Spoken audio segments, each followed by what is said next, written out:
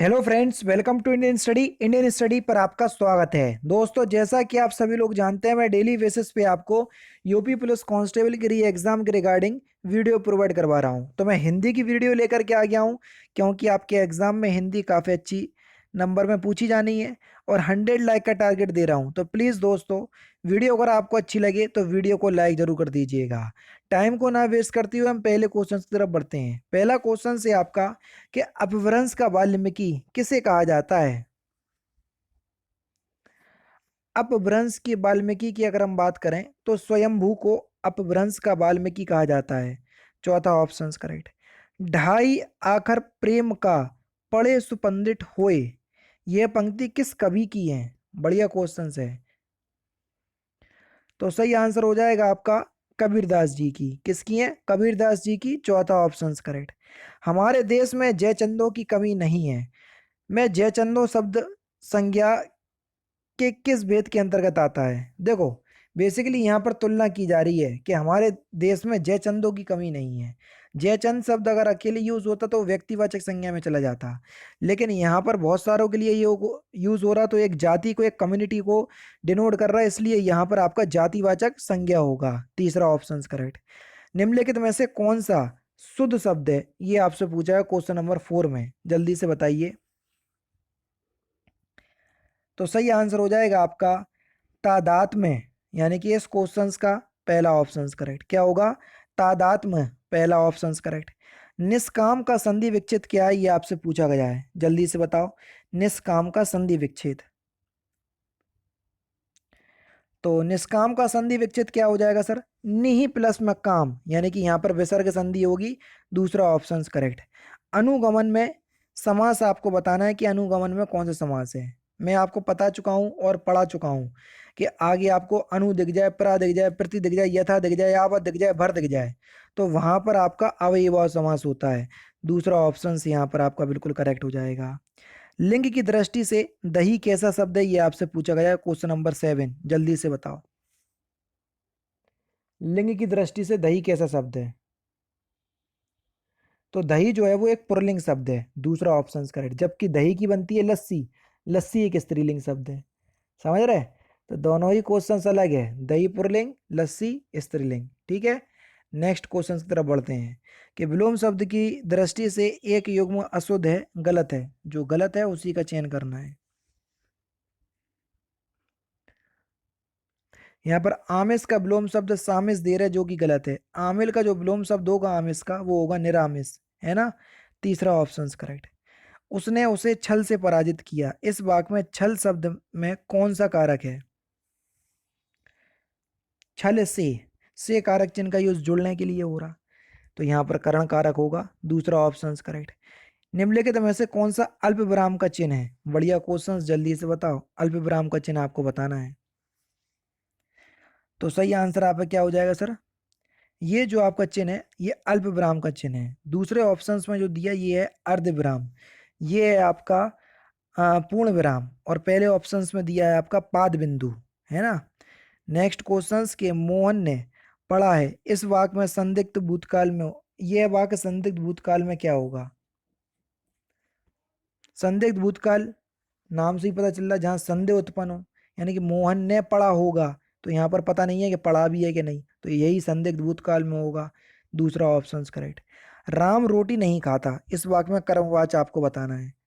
जिन वाक्यों में कर्म की प्रधानता होती है वहां पर कर्मवाच होता है। तो सही आंसर हो जाएगा आपका राम ने रोटी नहीं खाई जाती है, राम से रोटी का नहीं खाई जाती है, ये इस वाक्य का कर्मवाच होगा। क्योंकि ये वाच्य के नियम होते हैं कि इस वाक्य को कर्मवाच में बदलूं। तो जब आप वाच्य टॉपिक हमसे पढ़ोगे तो हम आपको ये सारी चीजें समझाएंगे। अरुणिमा शब्द में कौन सा प्रत्यय है? प्रत्यय किसी भी शब्द के पीछे लगाए जाते हैं। तो अरुणिमा शब्द में इमा प्रत्यय है। देखो, छोटी की मात्रा और माँ बड़ा माँ, तो लग रहा अरुण मूल शब्द हो गया, इमा ये इसका प्रत्यय हो गया। तो मूल शब्द भी अलग से आने चाहिए, नहीं तो आप जो है वो पीछे जो लगा उसी को प्रत्यय बना दो। ऐसा नहीं, मूल शब्द निकलना चाहिए पहले। परामर्श में किस उपसर्ग का प्रयोग हुआ है? उपसर्ग किसी भी शब्द के आगे लगाए जाते हैं। तो परामर्श शब्द में परा उपसर्ग लगा है, पहला ऑप्शन करेक्ट। पंडित का पर्यायवाची शब्द कौन सा नहीं है? दामिनी ये बिजली का पर्यायवाची शब्द है, ना कि पंडित का। दूसरा ऑप्शन करेक्ट। अधोलिखित यानी कि निम्नलिखित में से कौन एक घर का पर्यायवाची है? तो घर का पर्यायवाची कौन है? अयन। यानी कि इस क्वेश्चन का पहला ऑप्शन करेक्ट हो जाएगा। समष्टि का विलोम शब्द आपको बताना है। समष्टि का विलोम शब्द होगा व्यष्टि। दूसरा ऑप्शन करेक्ट। दीन दुखियों को भोजन देने की व्यवस्था, वाक्यांशों के लिए एक शब्द क्या होगा? उसको क्या बोलेंगे हम? उसको बोलेंगे हम सदावर्त। तीसरा ऑप्शन करेक्ट।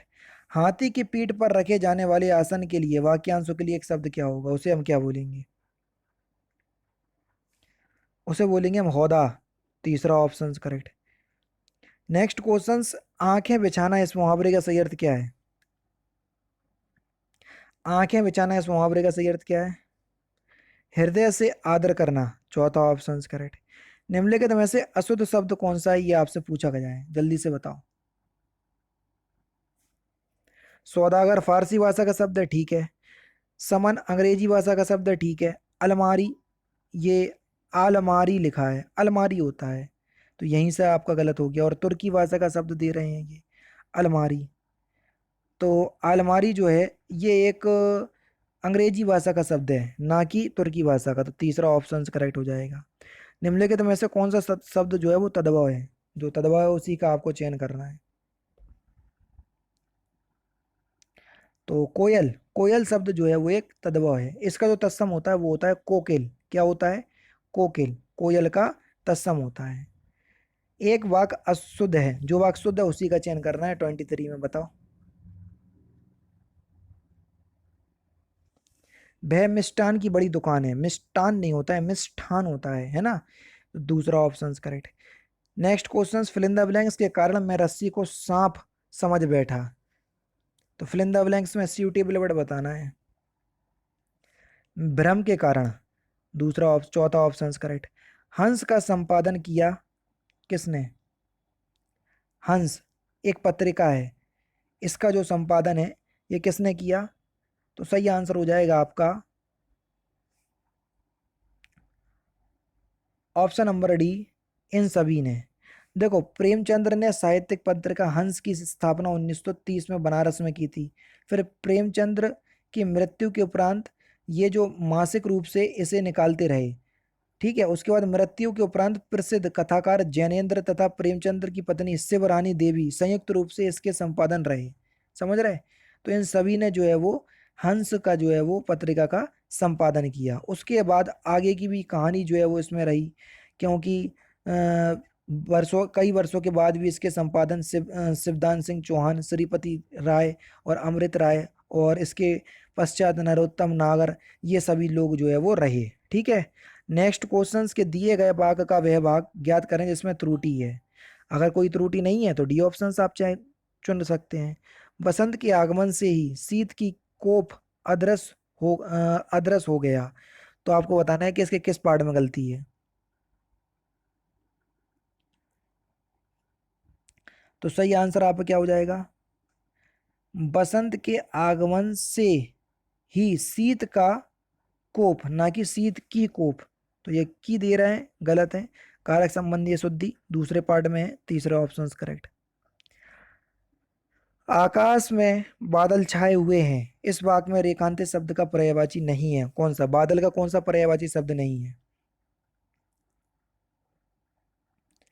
तो सही आंसर हो जाएगा बागदेवी। ये बादल का पर्यायवाची शब्द नहीं है ना? बागदेवी सरस्वती का पर्यायवाची शब्द है। जयपुरी का स्थानीय नाम। तो जयपुरी का स्थानीय नाम क्या है? ढूंढाड़ी। यानी कि तीसरा ऑप्शन करेक्ट। ज्ञानपीठ पुरस्कार किस भाषा से संबंधित है? तो ज्ञानपीठ पुरस्कार जो है वो हर वर्ष संविधान की 8वीं अनुसूची की सभी भाषाओं के लिए जो है वो दिया जाता है। तो चौथा ऑप्शन यहाँ पर आपका बिल्कुल क्या हो जाएगा सर? करेक्ट हो जाएगा। ये भारत का सर्वोच्च साहित्यिक सम्मान है। कौन सा? ज्ञानपीठ पुरस्कार। नेक्स्ट क्वेश्चंस के साकेत महाकाव्य के रचयिता कौन है? सिंपल और बढ़िया क्वेश्चंस। तो कौन है? मैथिली शरण गुप्त। तीसरा ऑप्शन करेक्ट। लास्ट क्वेश्चन, जेते तुम तारे तेते नभ में ना तारी, इस पंक्ति में कौन सा अलंकार है? तो इस क्वेश्चन का आंसर आप मुझे कमेंट बॉक्स में बताएंगे, क्योंकि लास्ट क्वेश्चन है, बाकी के 6 क्वेश्चंस गद्यांश में चले गए और गद्यांश वीडियो में पढ़ाना पॉसिबल नहीं है। तो आप ये मान करके चलेंगे पूरे 37 क्वेश्चंस का ही टेस्ट है हिंदी का। बाकी आपको जो भी अच्छा लगे, वीडियो में जो भी पसंद आए, तो वीडियो को लाइक और शेयर जरूर कर दीजिएगा। मिलते हैं फिर नेक्स्ट क्लास में, नेक्स्ट सेशन में। जय हिंद, जय भारत।